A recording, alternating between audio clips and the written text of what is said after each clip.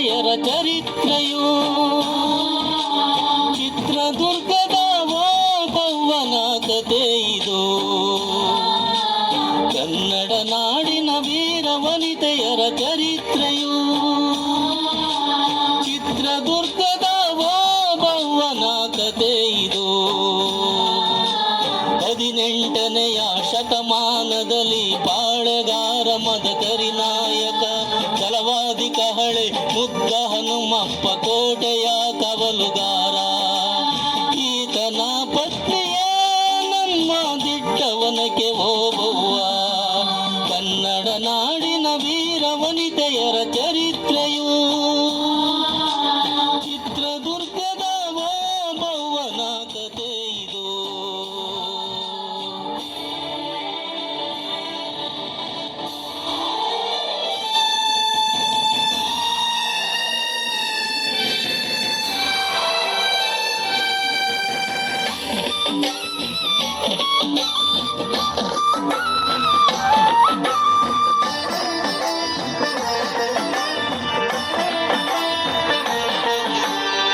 ಆಕೆ ತವರು ಬಳ್ಳಾರಿ ಜಿಲ್ಲೆ ಈಗಿನ ವಿಜಯನಗರ.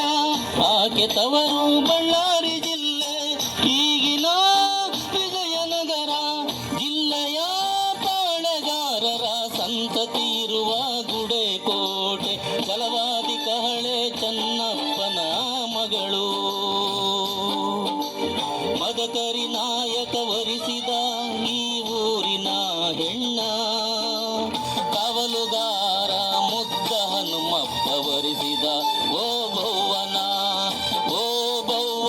ಚರಿತ್ರೆಯು ಹಬ್ಬಿತು ನಾಡಿನುದ್ದಕ್ಕೂ. ಕನ್ನಡ ನಾಡಿನ ವೀರ ವನಿತೆಯರ ಚರಿತ್ರೆಯು ಚಿತ್ರದುರ್ಗದ ಓಬವ್ವನ ಕತೆ ಇದು. ಕತೆ ಇದು.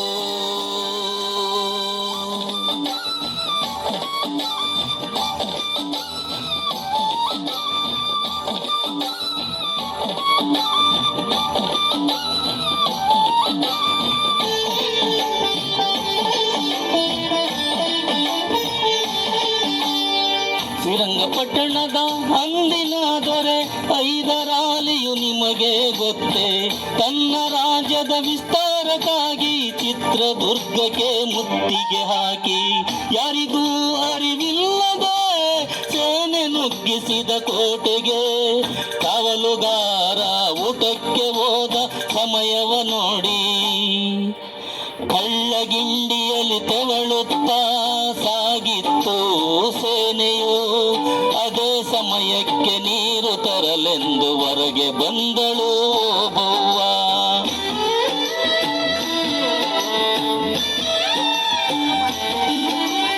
ಒಮ್ಮೆ ನೋಡಿದಳು ಕಳ್ಳಗಿಂಡಿ ಕಡೆ ಸೇನೆ ಬರುವುದನ್ನ. ಮನೆಗೆ ಹೋದಳು ವನಕ್ಕೆ ತಂದಳು ಪತಿರಾಯಗೆ ಅರಿವಿಲ್ಲದೆ.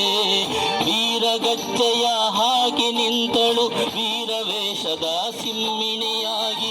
ನುಸುಳುತ್ತಿದ್ದ ಶತ್ರುಗಳನ್ನ ಒಬ್ಬೊಬ್ಬರನ್ನೇ ಸದೆ ಬಡಿದಳು. ಅವ್ವ ಎಂದು ಕೂಗಲೇ ನಮ್ಮ ಕರುಳ ಬಳ್ಳಿ ನೀನು. ಅವ್ವ ಎಂದು ಕೂಗಲೇ ನಮ್ಮ ಕರುಳ ಬಳ್ಳಿ ನೀನು. ಮನ ಕಲಕುವ ನಿನ್ನ ಶೌರ್ಯಕ್ಕೆ ನಮ್ಮಯ ಋಣದ ಭಾರ. ನಮ್ಮಯ ಋಣದ ಭಾರ. ಕನ್ನಡ ನಾಡಿನ ವೀರ ವನಿತೆಯರ ಚರಿತ್ರೆಯು ಚಿತ್ರದುರ್ಗದ ಓಬವ್ವನ ಕತೆ ಇದು.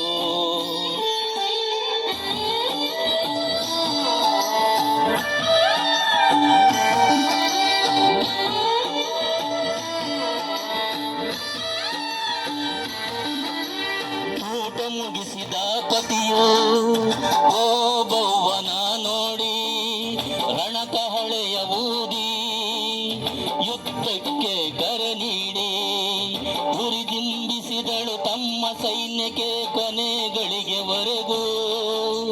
ಹಿಂದೆ ಇದ್ದ ಶತ್ರು ಖಡ್ಗದಿಂದ ಇರಿದ ಅಸುನೀಗಿದಳು ಓಬವ್ವ.